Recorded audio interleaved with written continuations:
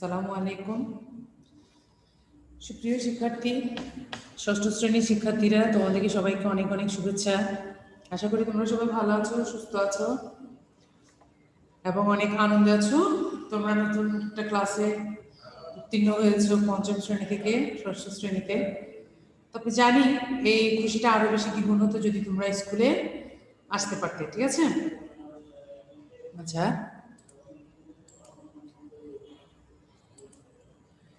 তো কেমন আছো?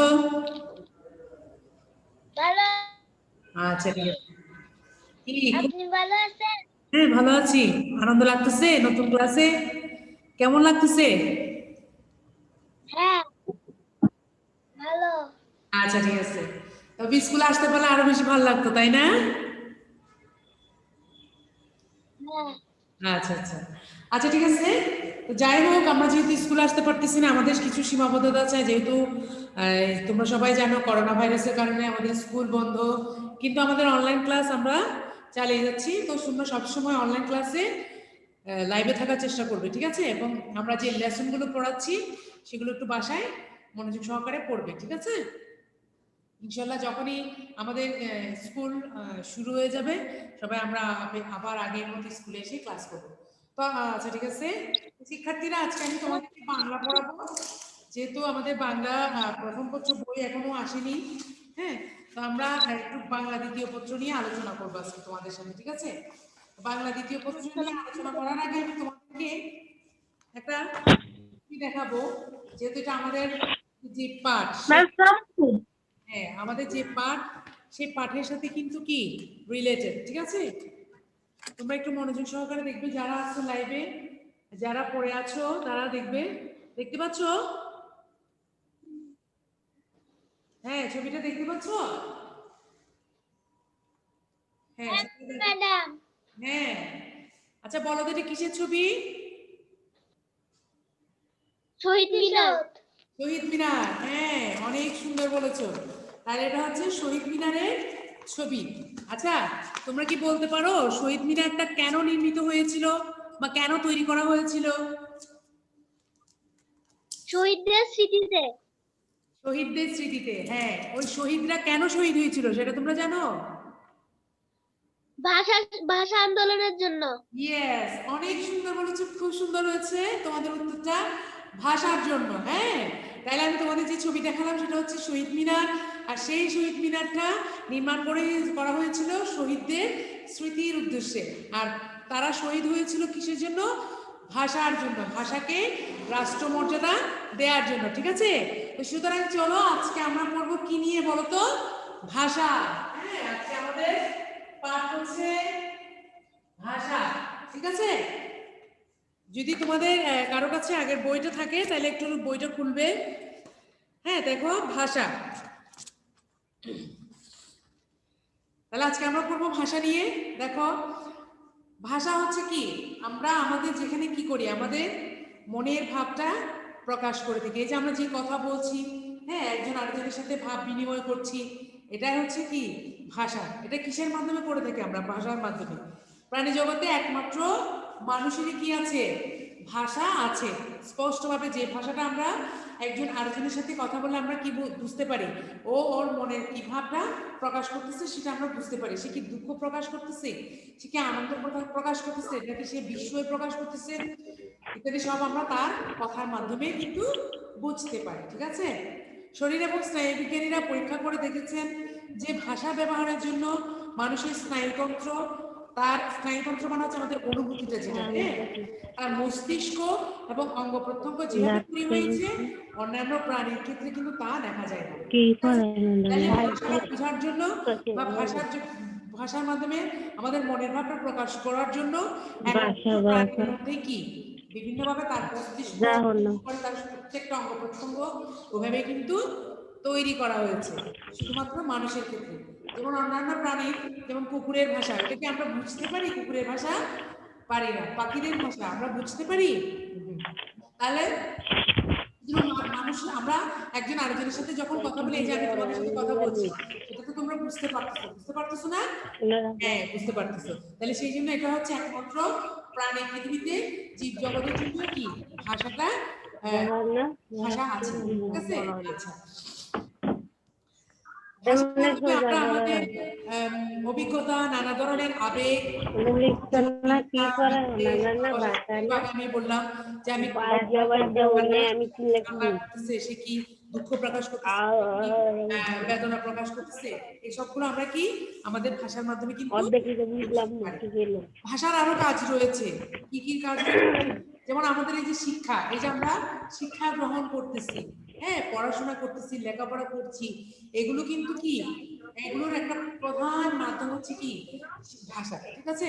ভাষা হচ্ছে আমাদের শিক্ষার মাধ্যম। ভাষার সাহায্যে আমরা অন্যের সাথে তর্ক বিতর্ক করি, সেই জন্য ভাষাকে কি বলা হচ্ছে, দেশ গঠনের হাতিয়ারও বলা হয়, যেহেতু আমরা ভাষার মাধ্যমে কি করতে পারছি, শিক্ষা গ্রহণ করতে পারছি, ঠিক আছে? দেশ গঠন বলতে দেশ ও মানুষের উন্নয়ন এবং অগ্রগতিকে বুঝি।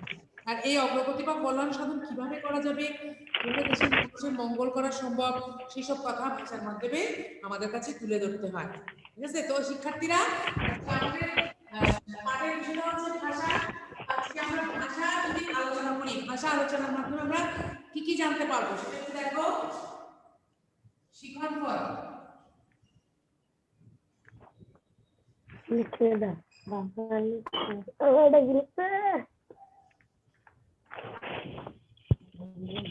সংজ্ঞা সম্পর্কে জানতে পারবো,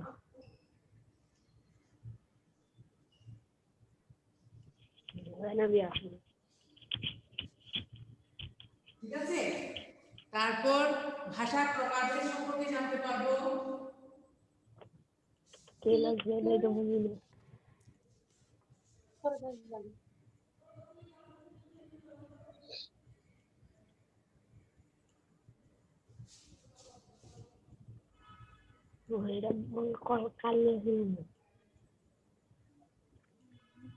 ভাষার প্রকারভেদ সম্পর্কে জানতে পারবো, ভাষার উপাদান সম্পর্কে জানতে পারবো, ভাষার কি লাগছে বৈশিষ্ট্য ভাষার উপাদান সম্পর্কে জানতে পারবো, তারপর মাতৃভাষা এবং বাংলা ভাষা কি সেটা জানতে পারবো, ঠিক আছে? মাতৃভাষা ও বাংলা ভাষা জানতে পারবো,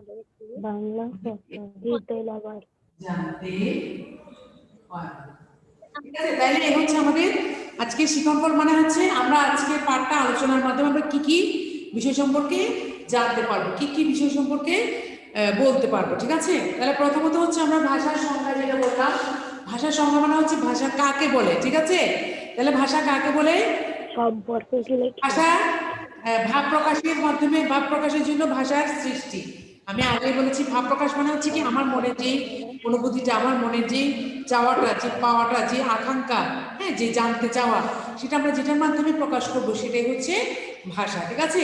মানুষের উচ্চারিত বহুজন বোধগম্য ধ্বনি সমষ্টি হলো ভাষা, ঠিক আছে?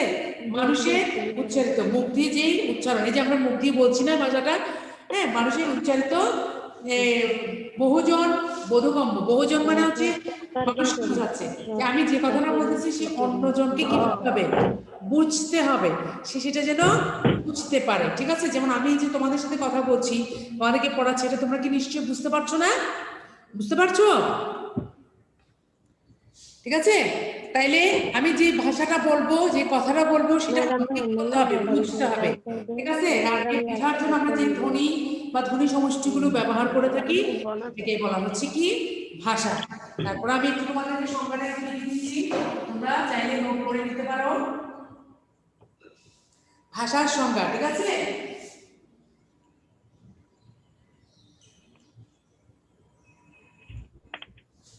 ভাষার সংজ্ঞাটা হচ্ছে কি, মানুষ তার বাকযন্ত্রের সাহায্যে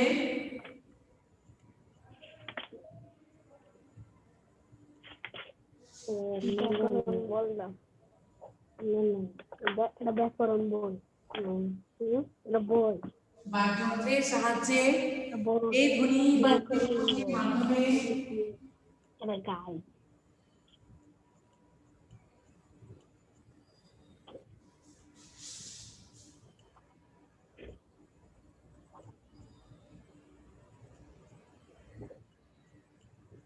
ধ্বনি সমষ্টির মাধ্যমে তার মনের ভাব ও অনুভূতি ম্যাডাম কি করবে?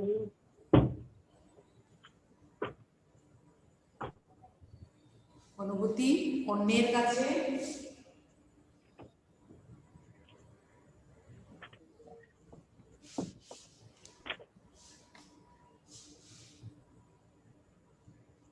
বোধগম্যভাবে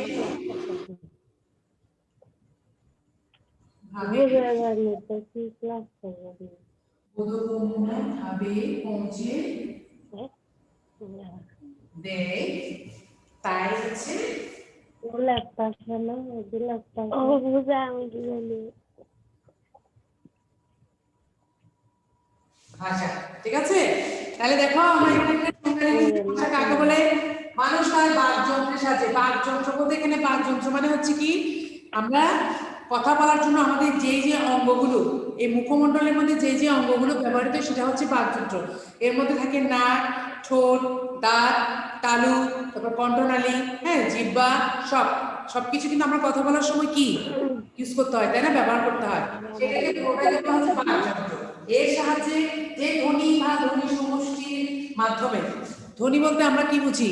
অ, আ, ক, খ এগুলা, ঠিক আছে, মাধ্যমে তার মনের ভাব ও অনুভূতিকে অন্যের কাছে বোধগম্য মানে হচ্ছে সেই যেন বুঝতে পারে, ঠিক আছে, তার চিন্তার মধ্যে যেন সেটা ঢোকে, সে কি, আমি কি বলতেছি সেই জন্য সেটা বুঝতে পারে সুন্দরভাবে পৌঁছে দেয়, তাই হচ্ছে ভাষা। তাহলে আমরা এবার জানতে পারলাম ভাষা কাকে বলে, সেটা আমরা জানতে পারলাম। ঠিক আছে, ভাষা প্রধানত দুই প্রকার, একটা হচ্ছে মৌখিক ভাষা, আর একটা হচ্ছে লিখিত ভাষা। ঠিক আছে, মৌখিক ভাষা আদিতে লেখার ব্যবস্থা বা লিখিত ভাষার প্রচলন ছিল না, মুখে মুখে মানুষ তাদের কি করতো, মনের ভাব প্রকাশ করত। এখনো বিশ্বের বহু ভাষা মৌখিক পর্যায়ে রয়ে গেছে। আমাদের দেশের ক্ষুদ্র নৃগোষ্ঠীর প্রত্যেকেরই ভাষা আছে, কিন্তু তাদের সব ভাষার লিখন ব্যবস্থা নেই, মুখে মুখে সেগুলো প্রচলিত। যেসব ভাষা লেখার কোনো ব্যবস্থা নেই সেগুলোকে বলা হচ্ছে মৌখিক ভাষা। যে ভাষাটা শুধু মুখেই বলা যায়, এটা লেখার জন্য কোনো ব্যবস্থা নেই। যেমন আমরা আমাদের যে ভাষাটা আমরা এখানে কথা বলার জন্য আমাদের কি, এই যে আমরা স্বরবর্ণ, ব্যঞ্জন বর্ণ এগুলো শিখি, এগুলো শিক্ষার মাধ্যমে আকার, তারপরে কারিকার রস্কার এগুলো শিখতে হয়। এগুলোর মাধ্যমে আমরা আস্তে আস্তে কি করি, শব্দ গঠন শিখি, শব্দ গঠনের পরে আমরা বাক্য গঠন শিখি, তাই না? এই বাক্য গঠনের মাধ্যমে আমরা আমাদের কি করি, সম্পূর্ণ মনের ভাবটাকে প্রকাশ করতে পারি। কিন্তু পৃথিবীতে এখনো অনেক ভাষা আছে যে ভাষাগুলো কিন্তু শুধু কি মুখে বলা যায়, এটা লেখার কোনো ব্যবস্থা নেই। এই ধরনের ভাষাগুলোকে বলা হচ্ছে কি মৌখিক ভাষা, যেটা শুধু মুখেই প্রচলিত। ঠিক আছে, যেমন আমাদের দেশে, আমাদের বাংলাদেশে কিছু কিছু নৃগোষ্ঠী মানে হচ্ছে আদিবাসী যারা, এই যে চাকমা, মারমা এরা, ঠিক আছে, এদের কিন্তু আমার নিজস্ব কিছু ভাষা থাকে। এই ভাষাটা ওরা নিজেদের মধ্যে কিন্তু বলা বলি করে। তোমরা অনেক সময় দেখবে চাকমারা আমাদের সাথে, যদি আমাদের এখানে অনেক দেখি আমরা আশেপাশে, ওরা যখন নিজেরা কথা বলে তখন কিন্তু আমরা সেগুলো কিছুই বুঝি না, ঠিক না, কিন্তু তারা বুঝে। এই যে তাদের ভাষাগুলো, সে তাদের কিন্তু একটা নির্দিষ্ট ভাষা আছে এবং তারা সেই ভাষায় কি করে, মুখে মুখে করে, কিন্তু তাদের সেই ভাষাগুলো লেখার সিস্টেম বা থাকে নাই, সেই জন্য সেই ভাষাগুলো হচ্ছে কি মৌখিক ভাষা। ঠিক আছে, এরপর হচ্ছে লিখিত ভাষা। মুখের ভাষার সীমাবদ্ধতা আছে, সীমাবদ্ধতা মানে এটা যেমন মুখের ভাষাটা মুখে মুখে প্রচলিত, এটার আর কোনো লেখার কোনো ব্যবস্থা নেই। ঠিক আছে, যেই ব্যক্তি তা ব্যবহার করে তার জীবন শেষ হলে এই ভাষার সঙ্গে আর পরিচিত হওয়া যায় না। এই যে মুখে মুখে যে ভাষাগুলো আমি মুখে মুখে বলতেছি, যদি আমি মরে যাই তাহলে আমার ভাষাটা কিন্তু আমার সাথেই চলে যাবে, যেহেতু এটা লেখার কোনো ব্যবস্থা নেই। যেমন আমাদের বাংলা ভাষার যে লেখাটা, সেটা আমরা কি আমাদের বিভিন্ন রকমের সিস্টেম আছে, হ্যাঁ, এই যে আমরা পড়তেছি ভাষা, লিঙ্গ, কারক, বিভক্তি, ঠিক আছে, এগুলোর মাধ্যমে আমরা কিন্তু কি ভাষাটাকে আরো বেশি কি করেছি, প্রাণবন্ত করেছি, এবং আমাদের সিস্টেমের মাধ্যমে আমরা কি করি, এই ভাষাটা আমাদের আয়ত্তে চলে আসে আস্তে আস্তে, এবং এটা আমরা মৌখিকভাবে এবং কি করতে পারি, প্রকাশ করতে পারি। সেজন্য আমাদের এই ভাষাটা কি হবে, কখনো বিলীন হবে না। এই যেমন এই বাংলা ভাষা ভাষার উৎপাদন সম্পর্কে জানতে পারে। এক এক সময় এক এক রকম বলা হয়, কিন্তু আস্তে আস্তে পরিবর্তিত হতে পরিবর্তন হবে। উপাদান লিখিত ভাষা যেটা, সেটা কি হয়ে যায় না, ঠিক আছে।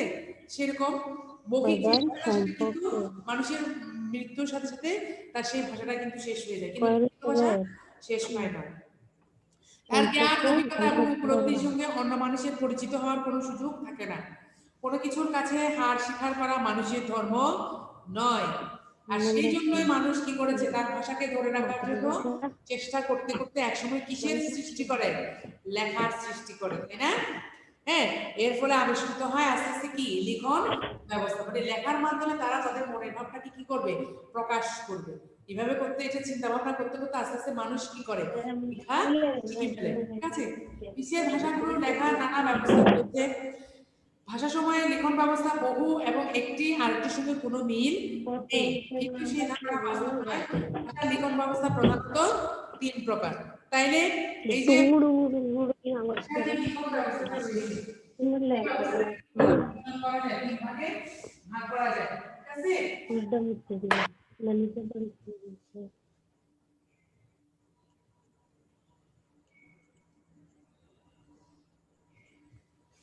লিখিত ভাষা প্রধানত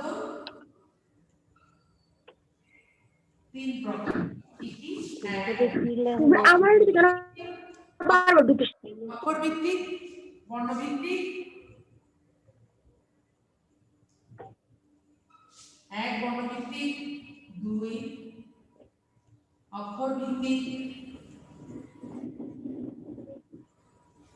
হ্যাঁ, 3 হচ্ছে ভাবাচ্য।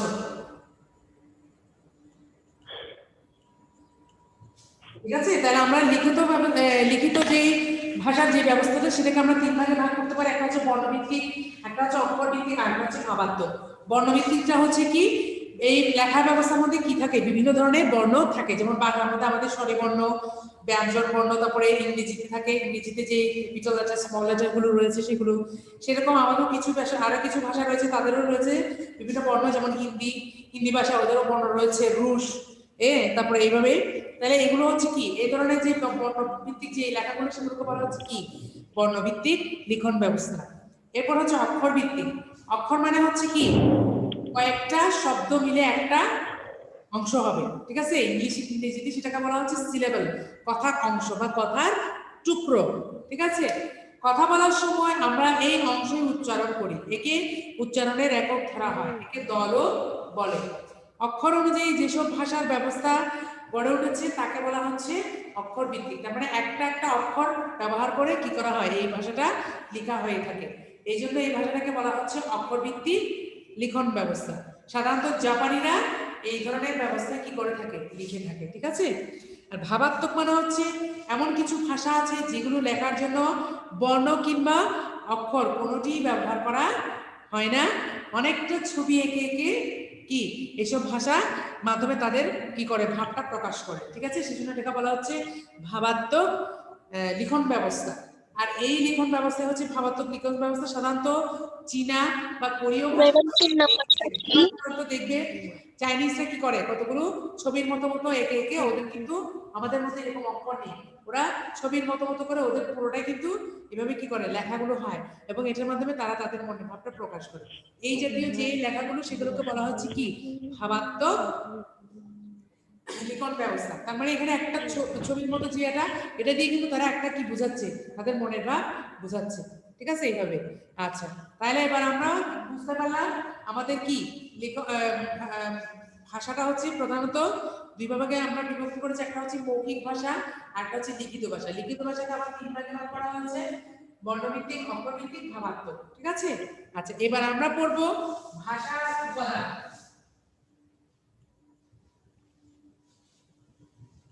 ঠিক আছে। এবার আমরা পড়বো ভাষার উপাদান।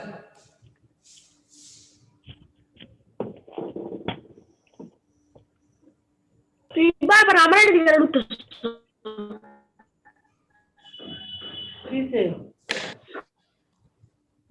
উপাদান ভাষার জন্য কি কি থাকতে হবে কতগুলো, যেমন আমরা একটা রান্না করতে গেলে কি করতে হয়, আমাদের অনেক কিছু উপাদান লাগে, তরকারি লাগবে, হ্যাঁ, তারপরে তেল, মরিচ, মশলা ইত্যাদি, এগুলো হচ্ছে কি উপাদান।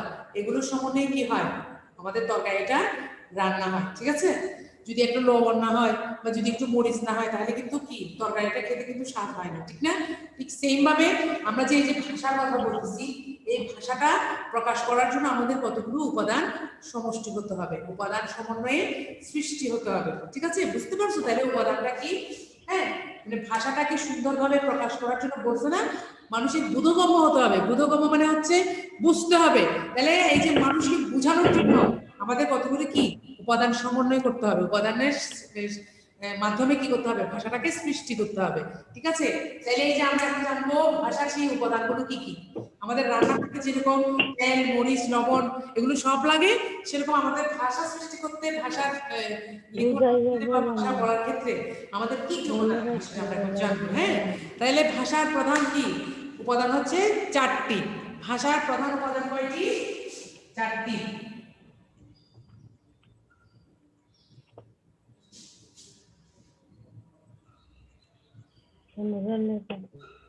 হ্যাঁ, ভাষার প্রধান উপাদান কয়টি?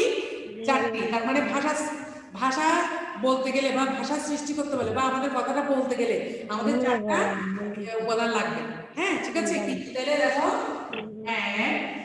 এক হচ্ছে কি ধ্বনি, ঠিক আছে, ধ্বনি। তারপর হচ্ছে শব্দ, ঠিক আছে। তারপর হচ্ছে বাক্য, তারপর হচ্ছে ভাবার্থ, ঠিক আছে। তারপরটা হচ্ছে ভাবার্থ। হ্যাঁ, তাহলে আমাদের ভাষা বলার জন্য, ভাষা অন্যের কাছে সহজভাবে প্রকাশ করার জন্য আমাদেরকে 4টি উপাদান থাকতে হবে ভাষার মধ্যে। কি কি? একটা হচ্ছে ধ্বনি, হ্যাঁ, আরেকটা হচ্ছে শব্দ, আরেকটা হচ্ছে বাক্য, আরেকটা হচ্ছে ভাবার্থ। এগুলো কিন্তু মনে রাখতে হবে অবশ্যই, ঠিক আছে। তাহলে এবার আমরা দেখি ধ্বনিটা কি। ধ্বনি হচ্ছে কি বাতাসের আঘাতের ফলে ধ্বনির সৃষ্টি হয়, কিন্তু সব ধ্বনি ভাষার ধ্বনি নয়। ভাষায় তাকে ধ্বনি হিসেবে গ্রহণ করা হয়েছে যা বাকযন্ত্রের সাহায্যে তৈরি হয়। আমি একটু আগে যেটা বলেছিলাম বাকযন্ত্র মানে হচ্ছে কি কথা বলার জন্য, ভাষা বলার জন্য আমরা যেই অঙ্গ প্রত্যঙ্গগুলো কি করি ব্যবহার করে থাকি সেটাকে একসাথে বলা হচ্ছে বাকযন্ত্র, ঠিক আছে, ঠিক আছে। তাহলে এই যে বাকযন্ত্রের মধ্যে কি কি থাকে আমি সেটাও বলেছি। অঙ্গ প্রত্যঙ্গগুলো আমাদের মুখের ভেতরে যেগুলো, ওই যে ঠোঁট, দাঁত, জিহ্বা, তালু, হ্যাঁ, কণ্ঠনালী, এগুলো নাসিকা, নাক, ঠিক আছে, এগুলো সব কিন্তু কি বাকযন্ত্র। এগুলো সব কিন্তু আমাদের কথা বলার জন্য, ভাষা বলার জন্য কিন্তু ব্যবহৃত হয়ে থাকে, ঠিক আছে। আচ্ছা, তাহলে ধ্বনি হচ্ছে কি যে বাকযন্ত্রের মাধ্যমে আমরা যে এগুলো উচ্চারণ করি সেটা হচ্ছে ধ্বনি, ঠিক আছে। এর সাহায্যে আমরা পশু পাখির ডাক থেকে নানা রকম ডাকতে অনুকরণ করতে পারি, কিন্তু এইসব ভাষা ধ্বনি নয়। যেমন পশু পাখিও কি করে বিভিন্ন ধরনের ডাক দিতে পারে, কিন্তু তাদের সেইটাকে কি আমরা ধ্বনি বা ভাষা বলবো না, ঠিক আছে। ভাষার ধ্বনি শুধু বাকযন্ত্রের সাহায্যে উৎপাদিত হলে চলবে না, তাকে অবশ্যই অর্থপূর্ণ হতে হবে, তার একটা অর্থ থাকতে হবে। যেমন পাখি কিচিরমিচির কিচিরমিচির করে, তারপর কুকুর ঘেউ ঘেউ করতেছে, গরু বা বা করতেছে, তাই না? তাহলে আমরা কি এগুলো বুঝতে পারি না, কিন্তু এগুলো এক ধরনের কি ধ্বনির মাধ্যমে, এগুলো তো তাদের মুখের বাকযন্ত্রের সাথে কি হচ্ছে উৎপাদিত হচ্ছে না, কিন্তু উৎপাদিত হলেও কি হবে, কি হতে হবে, সেগুলোর একটা অর্থ থাকতে হবে, যেটা ঠিক আছে। হ্যাঁ, তুমি যারা লাইভ আসছো তারা একটু মনোযোগী হও। হ্যাঁ, ওখানে নিজেরা কথা বলবে না, ঠিক আছে। আচ্ছা, তারপর হচ্ছে তাহলে ধ্বনিটা কি হতে হবে আমাদের অর্থপূর্ণ মানে হচ্ছে আমাকে বুঝতে হবে, ধ্বনিটার মাধ্যমে কি করতেছি সেটা আমাকে বুঝতে হবে, ঠিক আছে। ভাষার ধ্বনি সাথে উৎপাদিত হলে হবে না, অর্থপূর্ণ হতে হবে। ভাষার একটি ধ্বনির স্তরে আরেকটি ধ্বনি বদলে দিলে নতুন অর্থবোধক শব্দ তৈরি হয়, যেমন কাল, এখানে ক ধ্বনিটি বদলিয়ে খ বললেই সম্পূর্ণ ভিন্ন অর্থ বহন করে এমন শব্দ তৈরি হয়, যেমন খাল, গাল। ঠিক আছে, আমরা আমাদের যে ধ্বনিগুলো করতেছি, যেমন আমরা এটা দীর্ঘ আছে, তিনটা মিলে আছে। এটার মধ্যে কিন্তু আমরা জাস্ট ধ্বনিটাকে যদি চেঞ্জ করে দিই তাহলে কিন্তু আমরা করতে পারবো আরো বিভিন্ন ধরনের শব্দ, যেমন খাল, না করলে ম্যাডাম আপনাকে দেখা যায় না। হ্যাঁ, এভাবে করে ম্যাডাম আপনাকে দেখা যায় না। আমাকে দেখা যাচ্ছে না?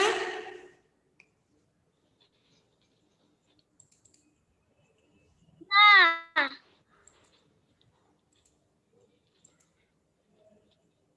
দেখা যাচ্ছে না আমাকে?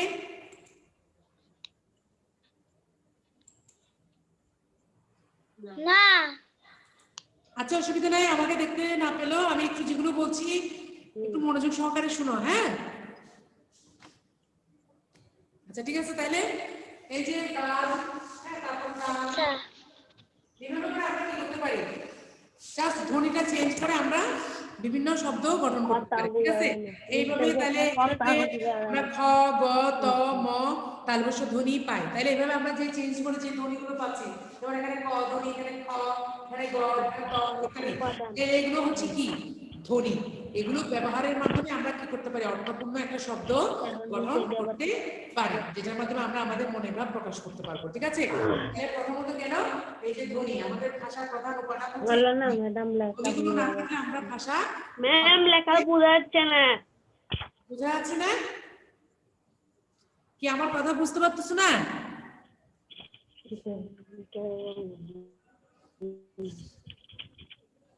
ম্যাম লেখা বোঝা যাচ্ছে না। লেখা দেখা যাচ্ছে না? না, লেখা দেখা যাচ্ছে? দেখা যাচ্ছে না? মনে হয় একটু নেটওয়ার্কের সমস্যা হচ্ছে বোধহয়। আচ্ছা, অসুবিধা নেই, আমি একটু যেগুলো বলছি ওটা শুনে একটু লেখার চেষ্টা করো। হ্যাঁ, আমি আস্তে আস্তে বলছি। তাহলে আমাদের ভাষার উপাদানের প্রথমটা আমরা আলোচনা করলাম ধ্বনি। ধ্বনি হচ্ছে বিভিন্ন যে অক্ষরগুলো আমরা বর্ণগুলো শিখি সেগুলা। ঠিক আছে, এগুলো পাশাপাশি বসিয়ে আমরা যে মনের ভাবটা প্রকাশ করি। ঠিক আছে, এটাই। এরপর হচ্ছে শব্দ। ভাষার উপাদানের আরেকটা হচ্ছে কি শব্দ। শব্দ হচ্ছে কি এক বা একাধিক ধ্বনি মিলে শব্দের সৃষ্টি হয়।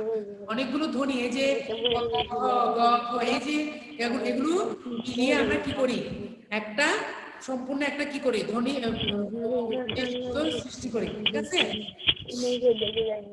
যেমন মানুষ, এখানে মানুষ, মানুষটাতে আমরা কি কয়টা ধ্বনি পাই বলতো? 5টা ধ্বনি। ঠিক আছে, যেমন ম, আ, রসৌ, তালবস্য। ঠিক আছে, সরি মূর্ধন্যস্য। তাহলে এখানে দেখা যাচ্ছে শেষ ধ্বনিটি।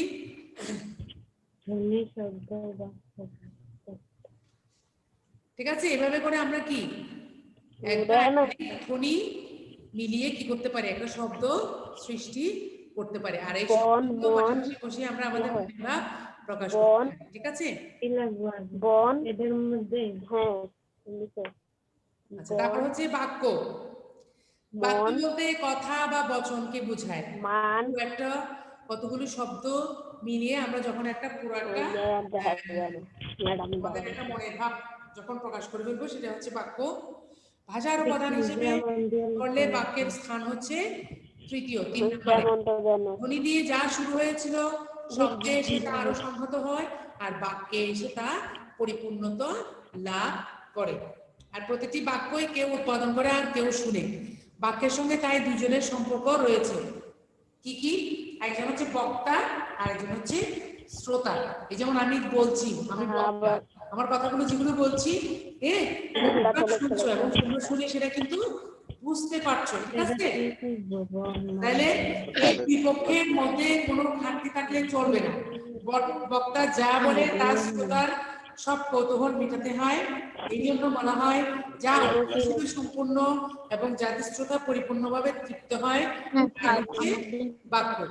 বাক্যটা আমরা তখনই বলতে পারবো যখন কি আমি যে কথাটা বলেছি সেই কথাটার মধ্যে দিয়ে তুমি শ্রোতা যারা শুনছে তাদের মনে যে একটা কি থাকে, আকাঙ্ক্ষা থাকে, এই যে যেমন আমি তোমাদেরকে পড়াচ্ছি, সেই পড়ার জন্য তোমাদের একটা কি করতে হবে, তোমার বুঝতে হবে। যদি তুমি সেটা বুঝতে যাও তাহলে কিন্তু সেটা কি হবে, বাক্য হবে। কিন্তু যদি তুমি বুঝতে না পারো তাহলে কিন্তু বাক্য হবে না। ঠিক আছে? এইভাবে আমি যে কথাটা বলবো সেটা অন্য যে শুনবে শ্রোতা কি করতে হবে, তার যে চাহিদাটা পূরণ হতে হবে, তাহলে কি হবে, বাক্য হবে। ঠিক আছে? আচ্ছা, এরপর হচ্ছে অর্থ। এখানে শব্দের অর্থ থাকে, কিন্তু সেই শব্দ যখন বিশেষ পরিবেশে ব্যবহার করা হয় তখন তার অর্থ বদলে যায়। একই কথা বলা চলে বাক্য প্রসঙ্গে। আমরা শব্দের সাহায্যে যে বাক্য তৈরি করি তার অর্থ বাক্যে গিয়ে পরিবর্তিত হতে পারে। বাক্যের মধ্যে অনেক সময় অনেক শব্দ ব্যবহার করে থাকি। দেখা যাবে যে কি দেখতে পারবো তোমরা এক সময় একটা শব্দ, কিন্তু সেই শব্দটা কিন্তু বিভিন্ন ক্ষেত্রে বিভিন্ন রকম কি করে অর্থ বোঝায়। যেমন ঠিক আছে, বিভিন্ন ক্ষেত্রে বিভিন্ন রকম অর্থ বোঝায়। যেমন তোমাদের এখানে বইয়ের মধ্যে একটা উদাহরণ দিয়েছে, পোড়া। পোড়া মানে হচ্ছে কি, জ্বলে যাওয়া, কিছু পুড়ে যাওয়া, তাই না? ঠিক আছে, এই পোড়া শব্দটা কিন্তু আমরা বাক্যভেদে বিভিন্নভাবে ব্যবহার করতে পারি। এক একটা বাক্যে এক এক রকম অর্থ প্রকাশ করবে, কিন্তু শব্দ হচ্ছে একটাই, পোড়া। ঠিক আছে, কিন্তু এক এক সময় এক এক অর্থ। যেমন একটু তোমাদেরকে উদাহরণ দিই, আগুনে তার খড়ের ঘর পুড়ে গেছে। তাহলে এখানে বলা হচ্ছে কি, তার মানে তার ঘরটা জ্বলে গেছে। ঠিক আছে, কিন্তু যদি যখন বলি আমার মন পুড়েছে, তার মানে কি আমার মনটা কি আগুনে জ্বলে গেছে? না, তার মানে হচ্ছে আমি কোনো একটা ব্যাপারে বা কোনো একটা বিষয় কি হয়েছে, আমার মনে কষ্ট পেয়েছি, ব্যথা পেয়েছি, সেটাকে বোঝানোর জন্য কি হচ্ছে এই পোড়া শব্দটা ব্যবহার করা হচ্ছে। তাইলে দেখো, একটা শব্দ, সেই শব্দটা কিন্তু বাক্যের মধ্যে দুই ধরনের দিচ্ছে অর্থ প্রকাশ করছে, এক এক সময় এক এক রকম। যখন আমরা বলবো তার ঘরটি পুড়ে গেছে, তার মানে তার ঘরটা আগুন লেগে জ্বলে গেছে, এটা।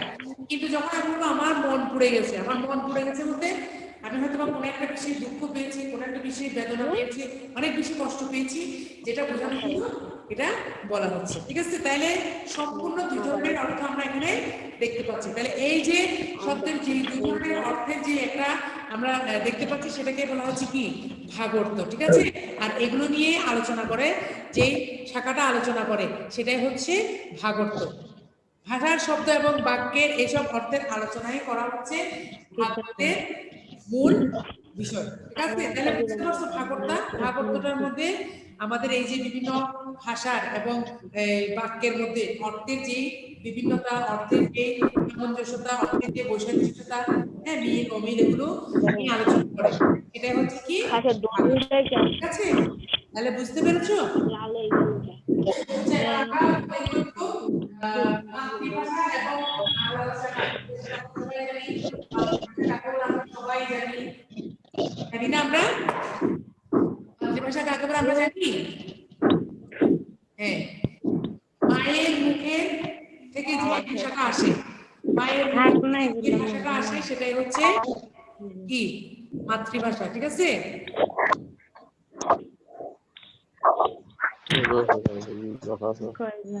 মায়ের মুখের থেকে যে ভাষাটা আমরা শুনে থাকি সেটাই হচ্ছে মাতৃভাষা। ঠিক আছে, মাতৃভাষা অর্থ মায়ের ভাষা। অন্যভাবে বলা যায়, আমরা মায়ের কাছ থেকে যে ভাষা শিখি তাই হলো আমাদের মাতৃভাষা। কিন্তু সবসময় যে মায়ের কাছ থেকে ভাষা শিখে তাই নয়, কখনো কখনো এর ব্যতিক্রমও ঘটে। কিন্তু বেশিরভাগই আমরা কি, শুরু থেকে একদম ছোটবেলা থেকে যখন আমরা কথা বলতে শিখি তখন কিন্তু আমরা মায়ের কাছ থেকে কিন্তু আমরা সেটা শিখে থাকি। সেই জন্য সেটাকে বলা হচ্ছে মাতৃভাষা। মায়ের মুখ থেকে যে ভাষাটা আমরা প্রথমেই শিখে থাকি। আর বাংলা ভাষাটা হচ্ছে, সরি, এভাবে। তাহলে বাঙালি মায়ের সন্তানরা জন্মের পর থেকে স্প্যানিশ বা জার্মানি ভাষী মায়ের পরিচর্যায় বড় হলে তারা প্রথমে তাদের মাতৃভাষা কখনো বাংলা হবে না, তাদের ভাষা হবে স্প্যানিশ বা জার্মান। এভাবে তাই বলা হয় শিশু প্রথম যে ভাষা শেখে তাই হচ্ছে তার প্রথম ভাষা আর মাতৃভাষা।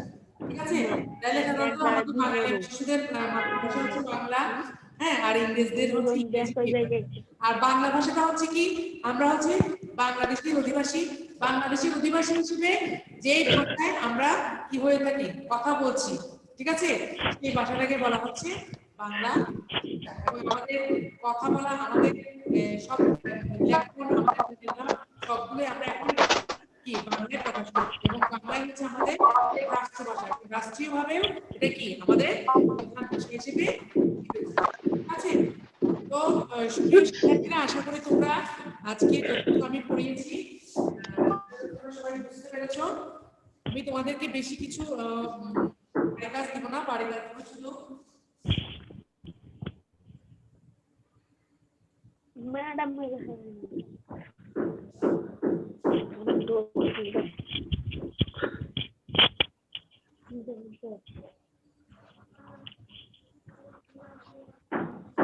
রাফি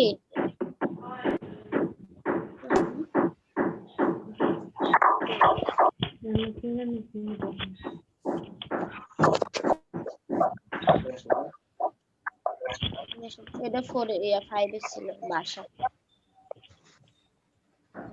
আজকে যে পাঠটা করেছি সেখান থেকে 10টি বহু নির্বাচনী প্রশ্ন তোমরা নিজেরাই ভাষায় সুন্দর করে পড়বে। ঠিক আছে? প্রথম ঠিক আছে? তো সবাই ভালো থাকবে, সুস্থ থাকবে, নিরাপদে থাকবে। আর আমাদের অনলাইন ক্লাসগুলো অবশ্যই ফলো করবে। এখন ম্যাডাম মনোযোগ সহকারে পড়বে। ঠিক আছে? যাতে করে ম্যাম আপনাকে দেখা যাচ্ছে না। হ্যাঁ দেখা যাচ্ছে। আজকে যে পাঠটা না না সেই পাঠ থেকে 10টি বহু নির্বাচনী প্রশ্ন এসডব্লিউ করবে। ঠিক আছে? ঠিক আছে, সবাই ভালো থাকবে, সুস্থ থাকবে। আজকে এতটুকুই। ধন্যবাদ সবাইকে। ম্যাডাম কি বলছেন?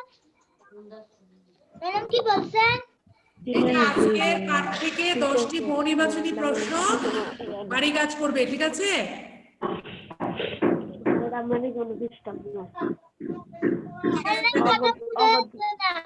ওকে, ধন্যবাদ। আমার